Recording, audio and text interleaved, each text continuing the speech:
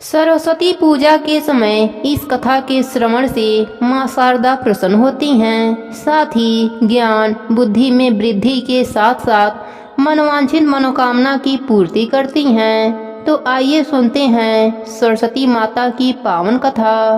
प्रेम से बोलिए सरस्वती माता की जय हो। एक बार की बात है, सुकेता नाम का एक राजा रहता था। वह एक अच्छा इंसान और धर्म का अनुयायी था। उसने धर्म के नियमों के अनुसार राज्य पर शासन किया। राजा अपने राज्य के नागरिकों की बहुत अच्छी देखभाल करता था। उसकी सुवेदी नाम की एक बहुत ही सुंदर पत्नी थी। एक बार सुकेता के राज्य पर आक्रमण हुआ और सुकेता को अपने शत्रुओं से युद्ध करने को विवश होना पड़ा। दुश्मन मजबूत थे और सुकेता अपनी रक्षा करने में सक्षम नहीं था और अपनी जान बचाने के लिए युद्ध के मैदान से भाग गया। उसके साथ उसकी पत्नी भी भाग गई। वे दोनों अपनी जान बचाकर भाग गए और समय रहते एक जंगल में पहुंच गए। जब वे जंगल में पहुंचे, वे थक चुके थे और भूखे थे। उन्हें जो कुछ भी मिला उसे वे खा रहे थे, लेकिन फिर भी उनकी भूख शांत नहीं हो रही थी, क्योंकि उनको जो कुछ भी खाने को मिला था वह काफी कम था। भूख ने अपना असर दिखाना शुरू कर दिया था और राजा एक समय चल भी नहीं पा रहा था। राजा नीचे गिर गया और रानी अपनी जांघ को राजा के लिए तकिए के रूप में बनाकर उसे शांत करने की कोशिश कर रही थी। वह बहुत चिंतित थी और उसने भगवान से कुछ मदद की प्रार्थना की, जिससे उनको चिंताओं और दर्द से छुटकारा मिल सके। संयोग से ऋषि अंगीरा उस रास्ते से जा रहे थे और उन्होंने राजा और रानी को देखा। उन्होंने रानी से पूछा कि वह कौन है और वे जंगल में कैसे आए हैं। रानी ने ऋषि को अपनी कहानी सुनाई। ऋषि को पता चल गया कि वे राजा और रानी हैं। फिर उन्होंने रानी से कहा कि पास में ही पंचवटी तालाब के पास दुर्गा क्षेत्र नामक एक जगह है। उन्होंने रानी को पूरी भक्ति के साथ देवी की पूजा करने की सलाह दी। ऋषि ने रानी और राजा को साथ में चलने के लिए कहा। वे दोनों ऋषि के साथ उस स्थान पर चले गए। ऋषि ने राजा और रानी से पवित्र तालाब में स्नान करने को कहा। राजा और रानी स्नान करके लौटे।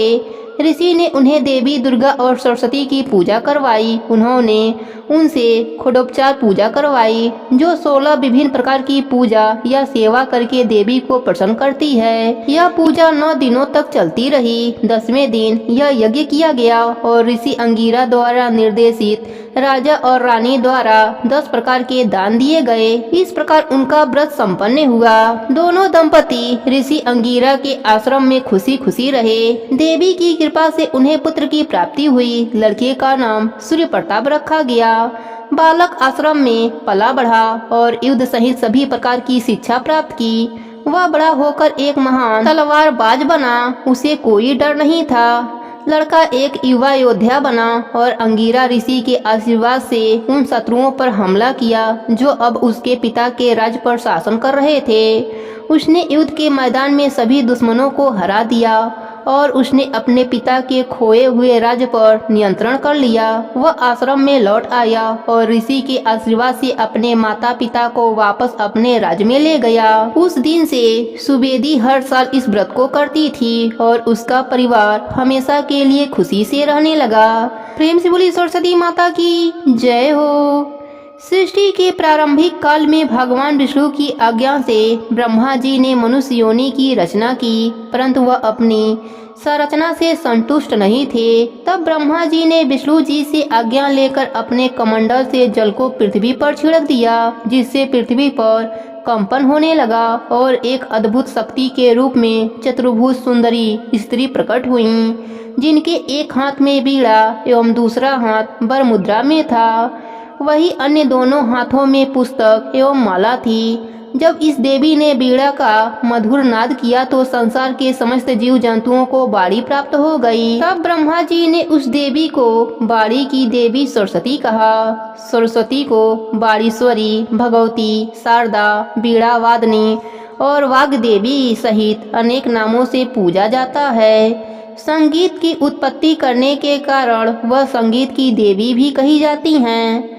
बसंत पंचमी के दिन को माता सरस्वती के जन्म उत्सव के रूप में मनाया जाता है। पुराणों के अनुसार भगवान विष्णु ने श्री कृष्ण अवतार के रूप में सरस्वती से खुश होकर उन्हें वरदान दिया था कि बसंत पंचमी के दिन तुम्हारी आराधना की जाएगी।